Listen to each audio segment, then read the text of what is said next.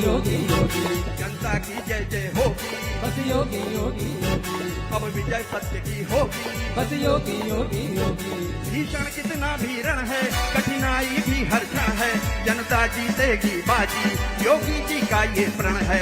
भीषण कितना भी रण है, कठिनाई भी हर क्षण है, जनता जीतेगी बाजी, योगी जी का ये प्रण है। यूपी नंबर 1 होगी, बस योगी योगी योगी, यूपी नंबर 1 होगी, बस योगी योगी योगी, यूपी के लिए उपयोगी, बस योगी योगी योगी, फिर विजय सत्य की होगी। बस योगी योगी योगी, भीषण कितना भी रण है, कठिनाई भी हर क्षण है, जनता जीतेगी बाजी, योगी जी का ये प्रण है। भीषण कितना भी रण है, कठिनाई भी हर क्षण है, जनता बीतेगी बाजी, योगी जी का ये प्रण है। यूपी नंबर 1 होगी, बस योगी योगी योगी, यूपी नंबर 1 होगी, बस योगी योगी योगी, फिर विजय सत्य की होगी,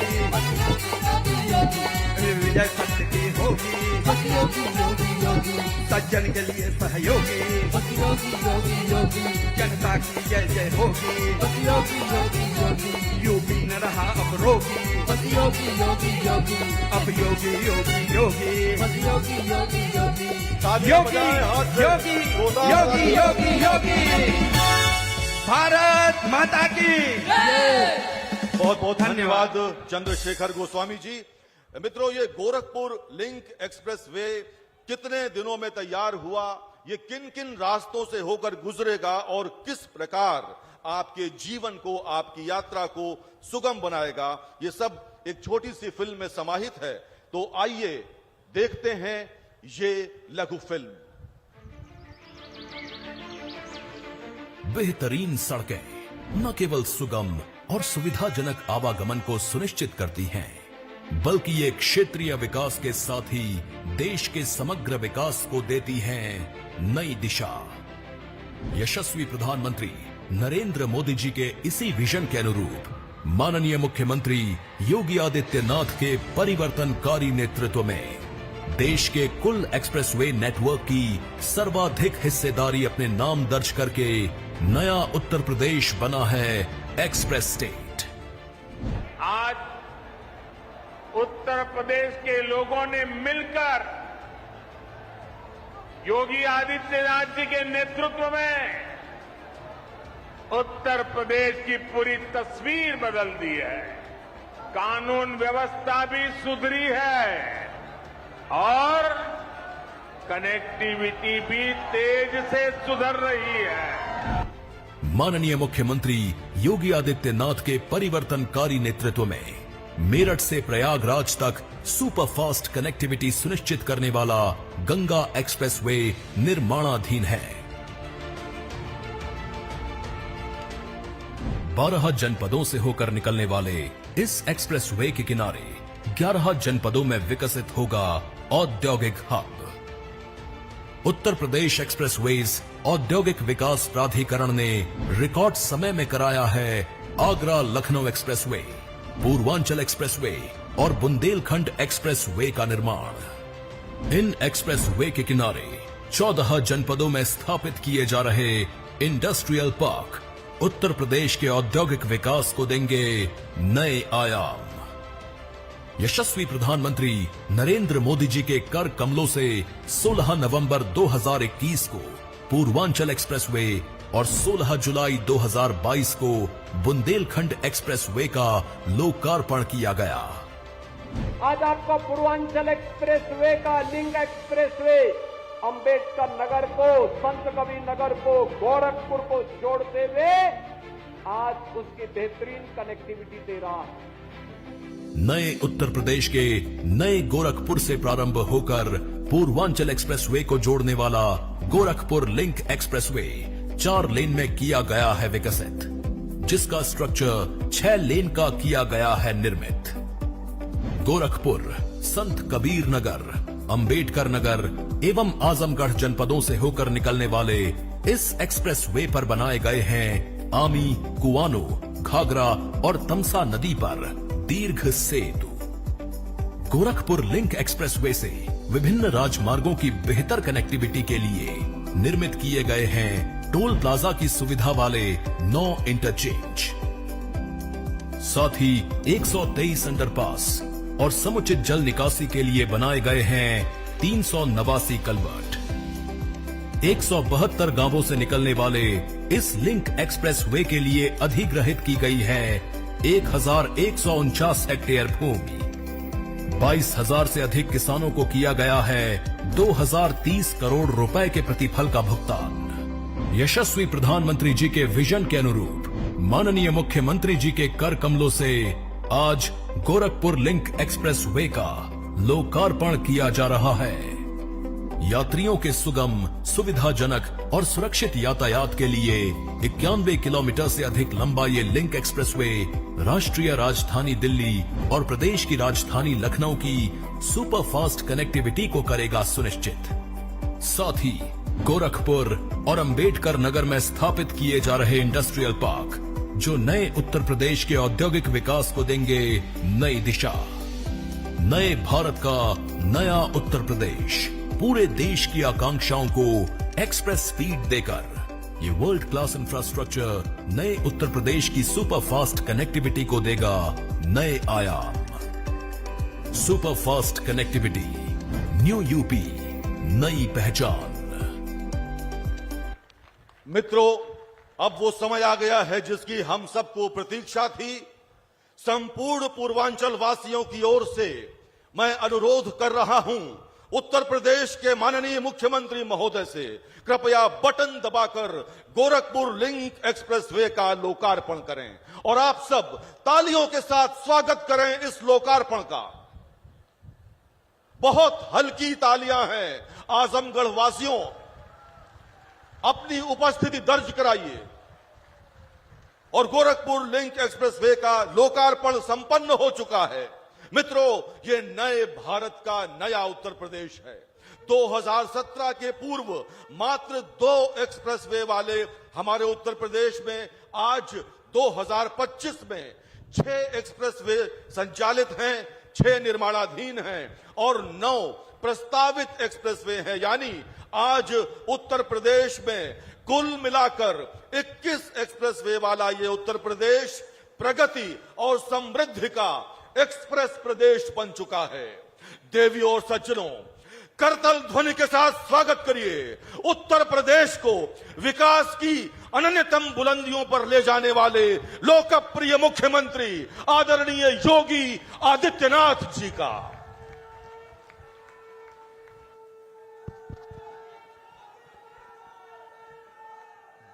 भारत माता की, भारत माता की, भारत माता की। वंदे वंदे वंदे।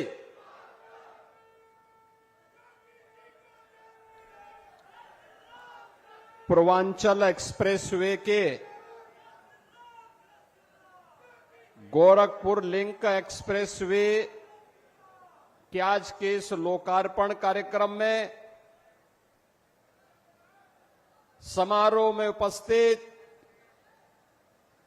प्रदेश सरकार में मंत्रिमंडल के मेरे वरिष्ठ सहयोगी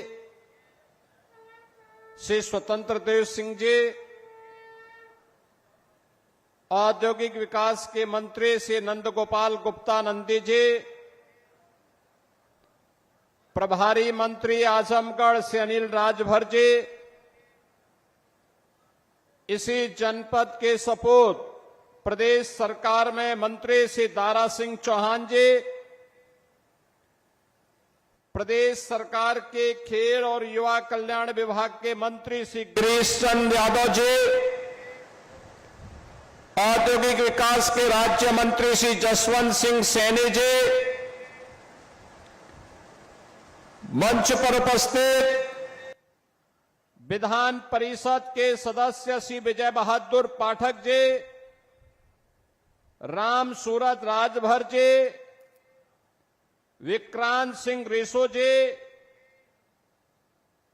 आज के इस कार्यक्रम में उपस्थित पूर्व सांसद श्री दिनेश लाल यादव निरोहवा जी, पूर्व सांसद श्रीमती नीलम सोनकर जी, पूर्व सांसद श्री संतोष सिंह जी, पूर्वांचल विकास बोर्ड के पूर्व उपाध्यक्ष श्री नरेंद्र सिंह जी, पूर्व विधायकगण श्रीमती वंदना सिंह जी,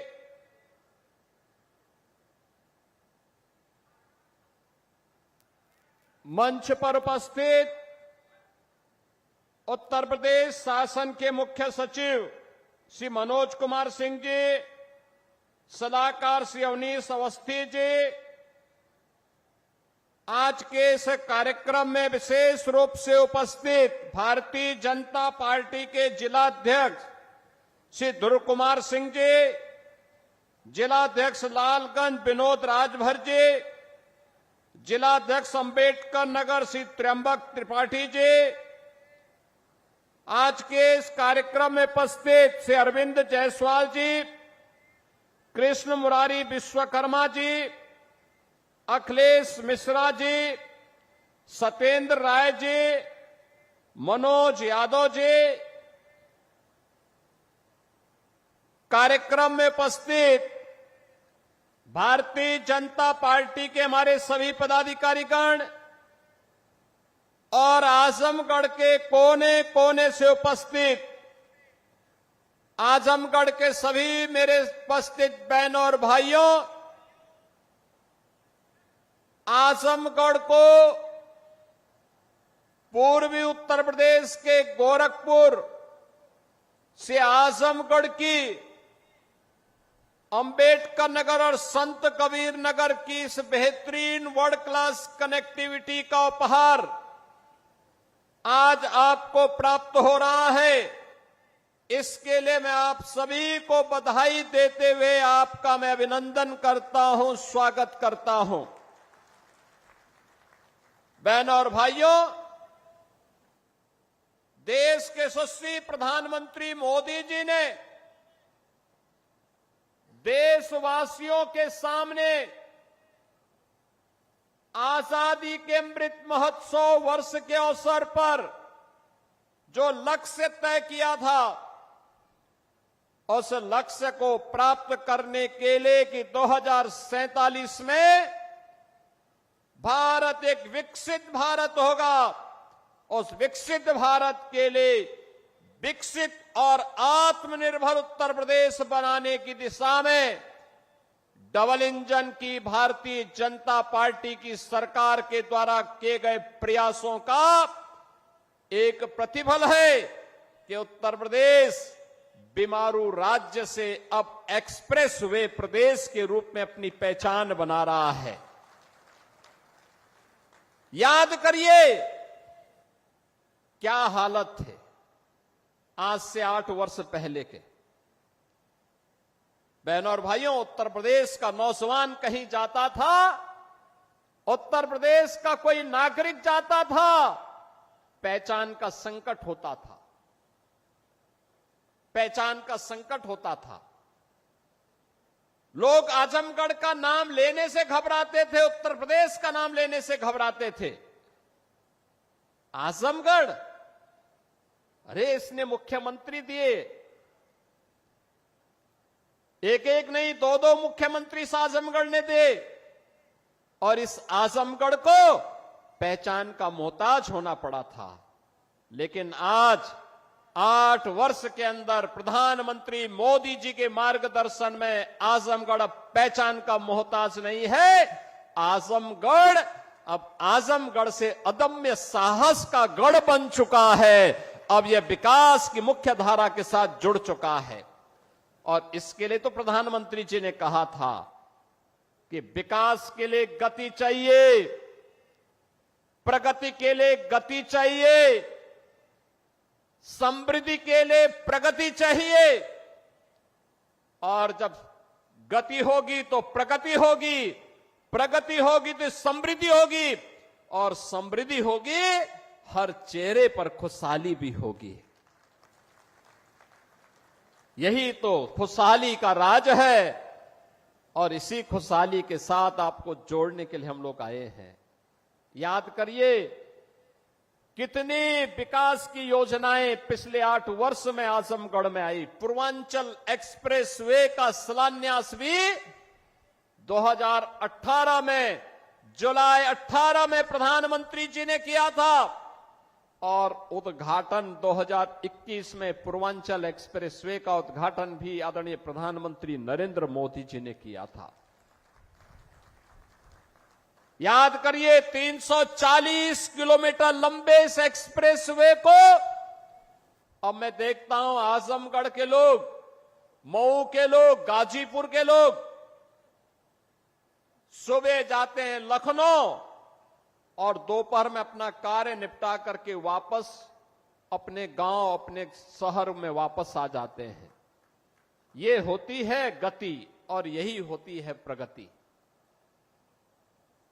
जब हम लोग 2017 में आए थे, हमारे पास 1.5 एक्सप्रेसवे थे, यमुना एक्सप्रेसवे और आगरा लखनऊ एक्सप्रेसवे का काम आधा हुआ था।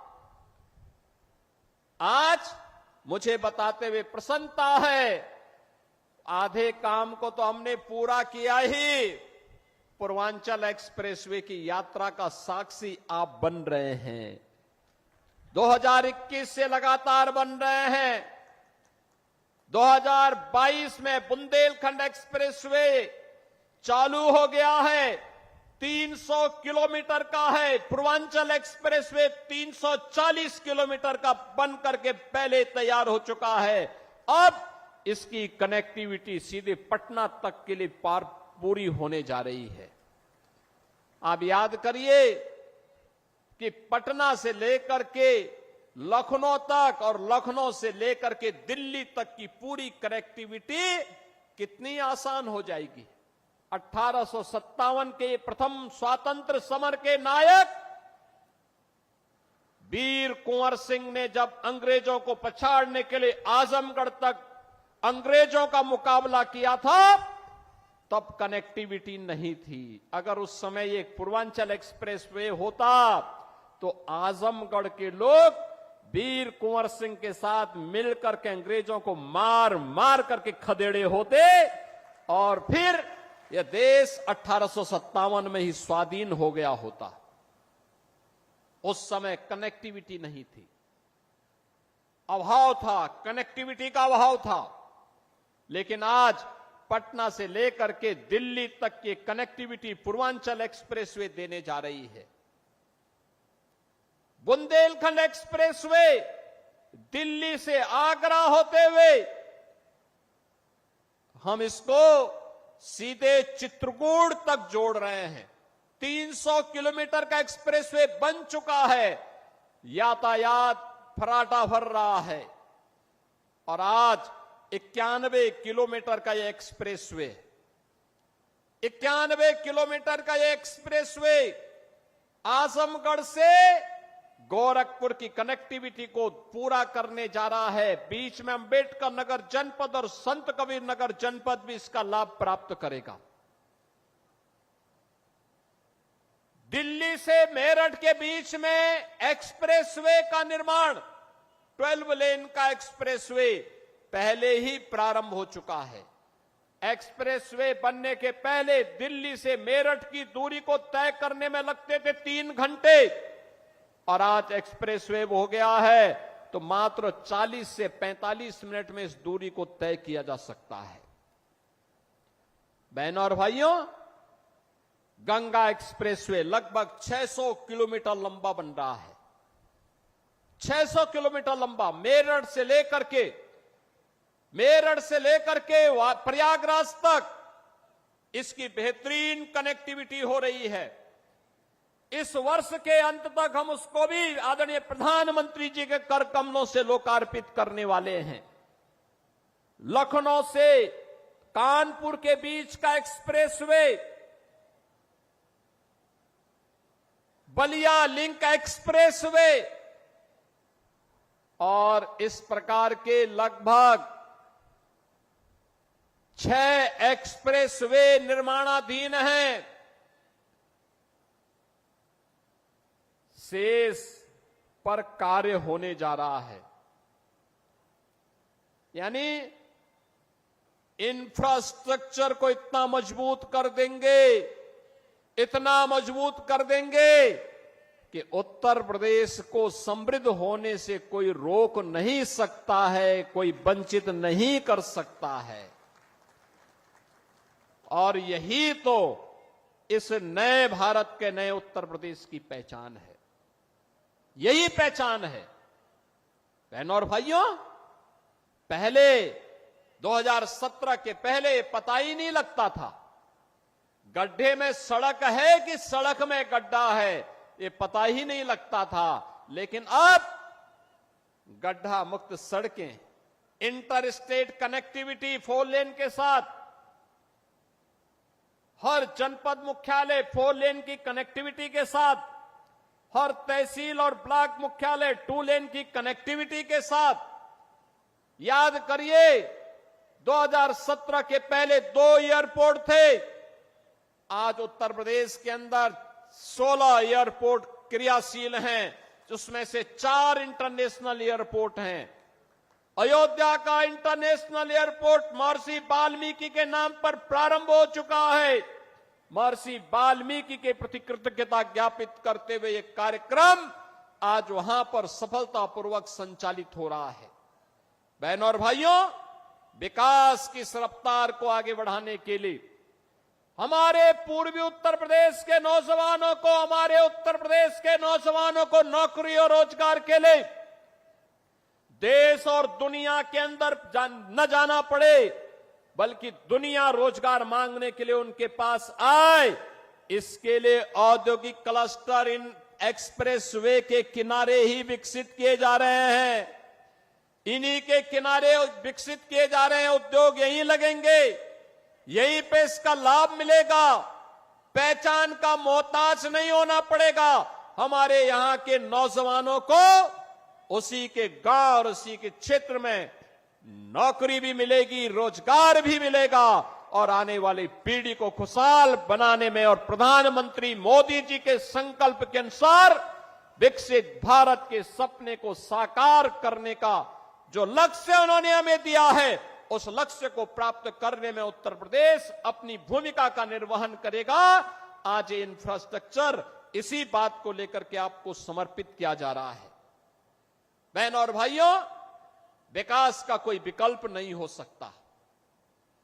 जो ये लोग जाति के नाम पर बांटने वाले लोग हैं, ये वही लोग हैं जिनको सत्ता मिली थी, जाति के नाम पर तो बांटते थे, लेकिन जब सत्ता में आते थे तो सत्ता में आने पर तब ये लोग अपने परिवार की बात करते थे। अभी आप मुझे बताइए, 60,244 पुलिस भर्ती हुई है ना, आजमगढ़ के लोग भर्ती हुए हैं कि नहीं हुए हैं, मुझे बताओ। भर्ती हुए हैं ना? आप मुझे बताओ, किसी से कोई पैसा मांगा है क्या? कोई सिफारिश करवानी पड़ी है क्या? अरे हर जाति, हर संप्रदाय से जुड़े हुए लोग भर्ती हुए हैं, और इसमें भी 12,045 केवल बेटियां भर्ती हुई हैं। 12,045 से उनके ट्रेनिंग भी प्रारंभ होने जा रही है। यानी आज वे सभी लोग योग की ट्रेनिंग ले रहे हैं। कल वे योग दिवस के कार्यक्रम में भागीदार बनेंगे अलग अलग जनपदों में, और परसों से उनकी ट्रेनिंग। याद करिए, उत्तर प्रदेश का नौजवान एक साथ 60,244 एक साथ भर्ती हो गया, कोई सिफारिश नहीं। 2017 के पहले हुआ होता तो चाचा और भतीजा झोला लेकर के वसूली के लिए निकल गए होते। यानी वहां पर भी भेद होता था। पैसा लेकर के किसी की भर्ती नहीं होती थी, उसके बगैर तो होती ही नहीं थी। लेकिन अब कोई भेदभाव नहीं, अब तो सबको अवसर मिल रहा है। सबका साथ और सबके विकास का यही भाव है, सबका विश्वास और सबका प्रयास यही है, जिसमें सबकी भागीदारी होगी, कोई भेदभाव नहीं होगा। अब तो आजमगढ़ का नौजवान कहीं जाएगा देश के अंदर और दुनिया के अंदर, केवल ये बोल दे मैं उत्तर प्रदेश से हूं, तो लोग बड़े सम्मान के साथ देखेंगे। उत्तर प्रदेश का मतलब उत्तर प्रदेश जिसने विरासत और विकास का एक अद्भुत समन्वय स्थापित किया है। महाकुंभ प्रयागराज, महाकुंभ प्रयागराज, अयोध्या में राम जन्मभूमि पर भगवान रामलला के भव्य मंदिर का निर्माण होना, काशी में काशी विश्वनाथ धाम का होना, मां विंध्यवासिनी धाम का विकसित होना, चित्रकूट धाम का विकसित होना, ये सभी आज एक नई पहचान दिला रहे हैं। और अब तो मथुरा वृंदावन की तरफ हम भिड़ चुके हैं। मथुरा वृंदावन में भी हमारा कार्य प्रारंभ हो चुका है। बहनों और भाइयों, ये पहचान है नई यूपी की। हम विरासत का भी संरक्षण करेंगे, विकास भी करेंगे। अपने इतिहास को, अपने पुराण को, अपनी परंपरा को विस्मृत करके विकास का कोई मायने नहीं। और ये विरासत है। हम राम और कृष्ण की परंपरा पर, भगवान विश्वनाथ की परंपरा पर, मां विंध्यवासिनी की परंपरा पर, रागे राघव की परंपरा पर, अयोध्या सिंह उपाध्याय हरिओद की पावन परंपरा को और महर्षि दुर्वासा की भी परंपरा को, बाबा भृगु की परंपरा को भी आगे बढ़ाने का काम करेंगे। अभी मैं अंबेडकर नगर गया था पिछले सप्ताह। अंबेडकर नगर, वहां पे शिव बाबा धाम में भी मैंने दर्शन किए थे और श्रवण धाम में भी मैंने दर्शन किया। क्या प्राचीन परंपरा है, क्या लोगों ने सजो करके रखी हुई है। अब इसका संरक्षण का दायित्व तो हमारे ऊपर है। अगर हम इसको संरक्षित नहीं करेंगे, आने वाली पीढ़ियां हमें क्या बोलेगी।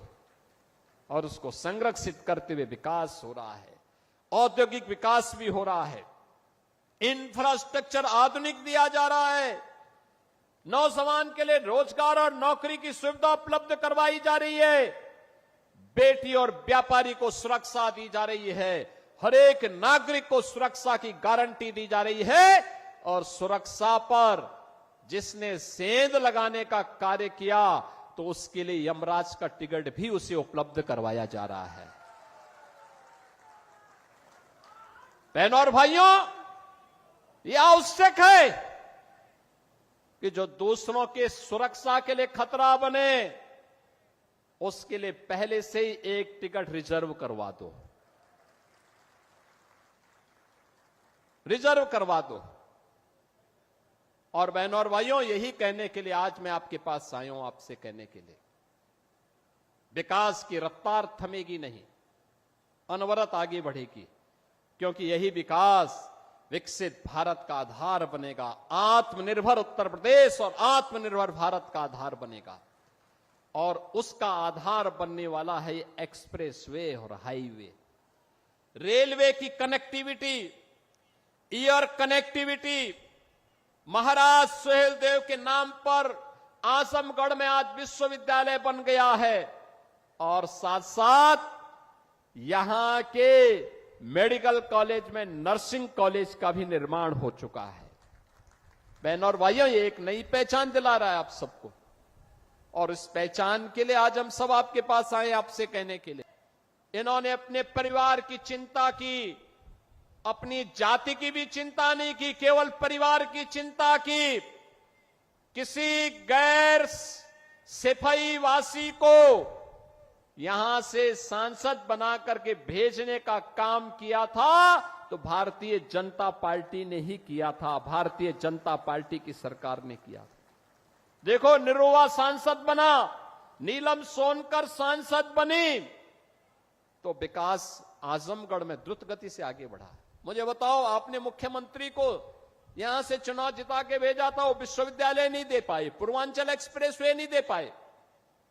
कितना बेवकूफ बनाया था पूर्वांचल एक्सप्रेसवे के नाम पर।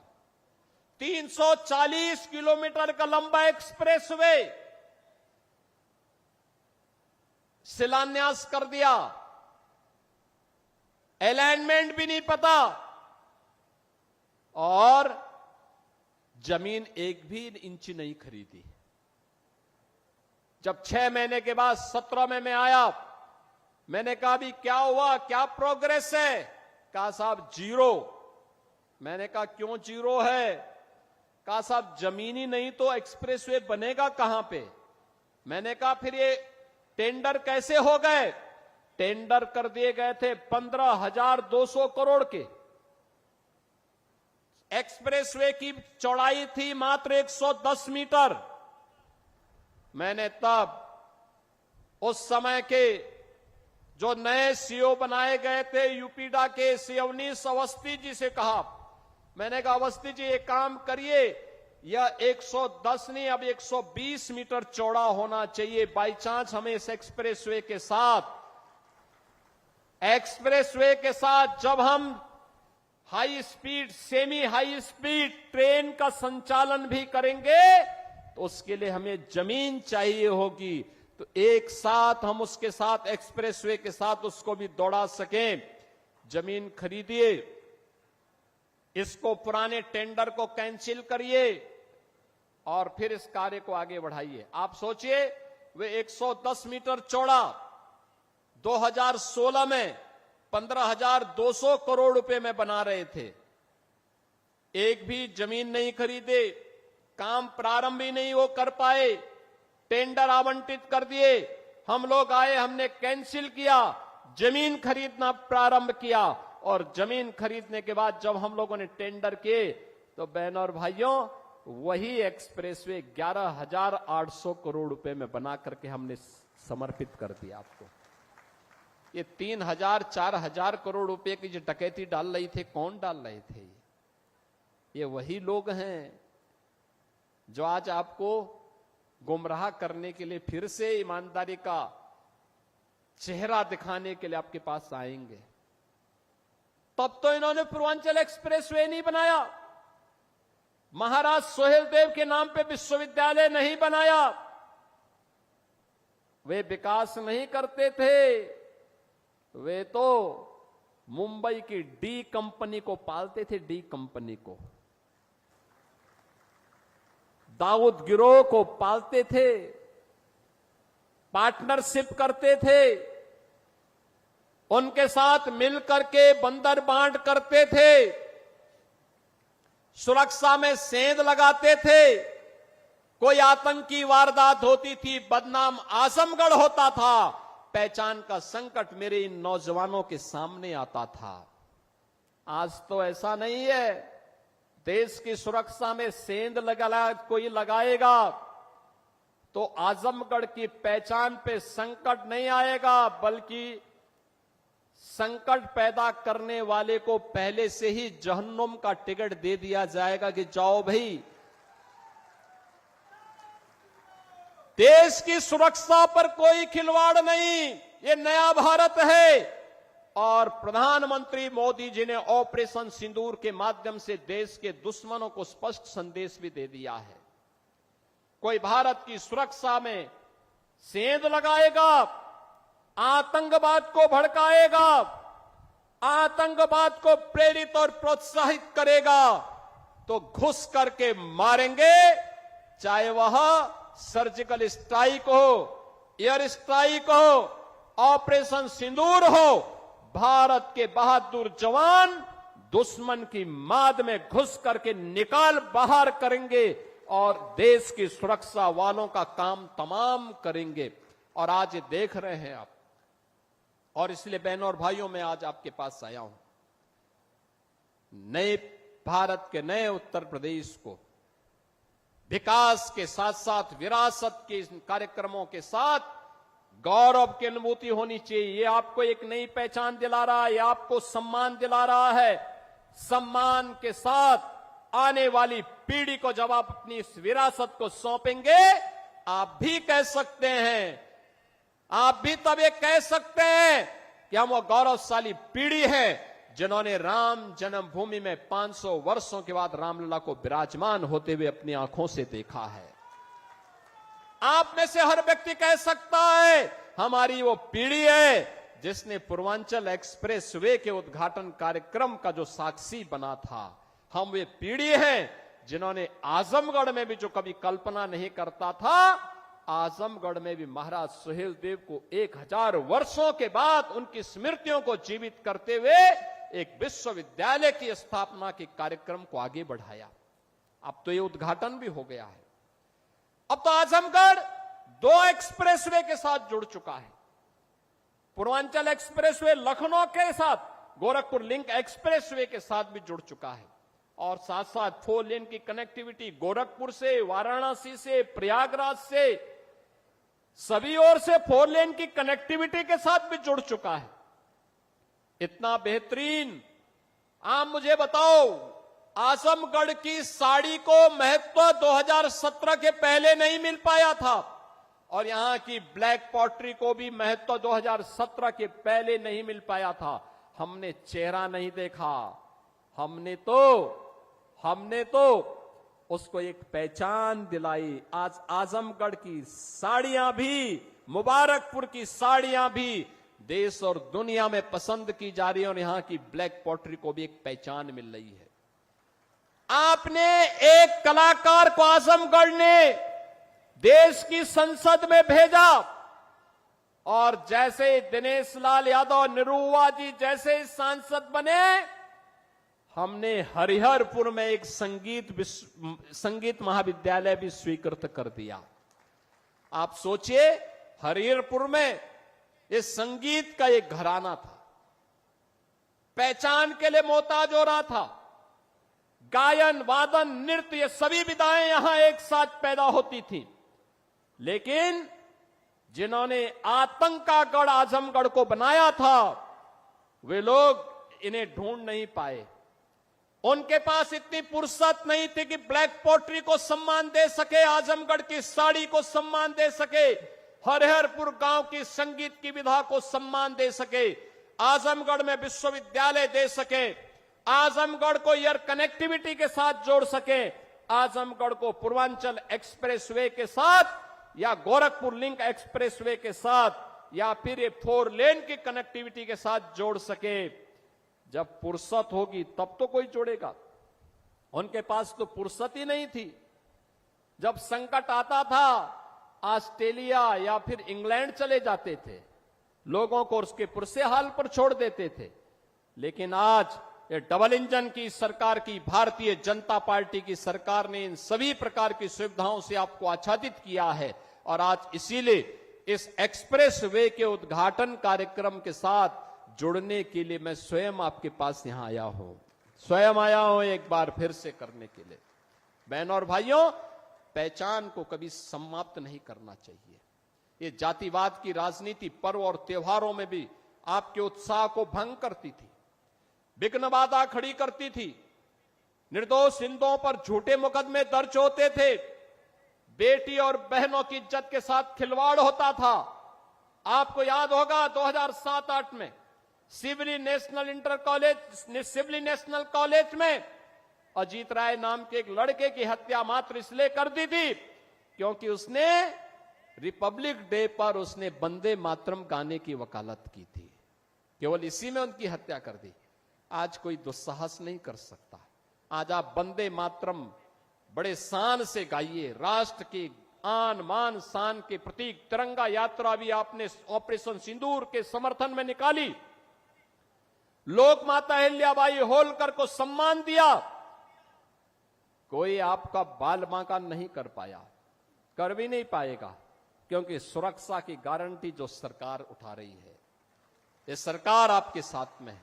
और इसीलिए विकास की इस प्रक्रिया के साथ जुड़ने के लिए जातिवाद से ऊपर उठना पड़ेगा, संप्रदायवाद से ऊपर उठना पड़ेगा, विकास और राष्ट्रवाद के मुद्दे पर आगे बढ़ना पड़ेगा। प्रधानमंत्री मोदी जी ने जो विजन हमें दिया है, विकसित भारत की संकल्पना को साकार करने के लिए हमें प्राण प्रण से जुटना पड़ेगा।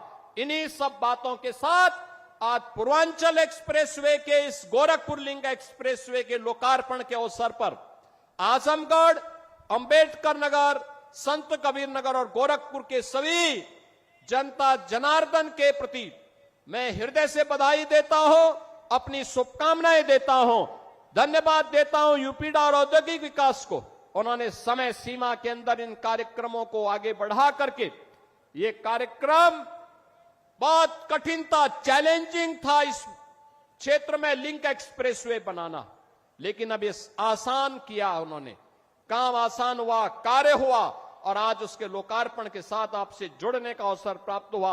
आप सबको बहुत बहुत बधाई, हमारी शुभकामनाएं, धन्यवाद। जय हिंद, जय जय श्री राम, जय जय श्री राम। भारत माता की, भारत माता की, भारत माता की। मित्रों, माननीय मुख्यमंत्री महोदय का आशीर्वचन हम सबको अंदर तक आह्लादित कर गया है। निश्चित रूप से उत्तर प्रदेश में विकास की गंगा बहाने वाले उत्तर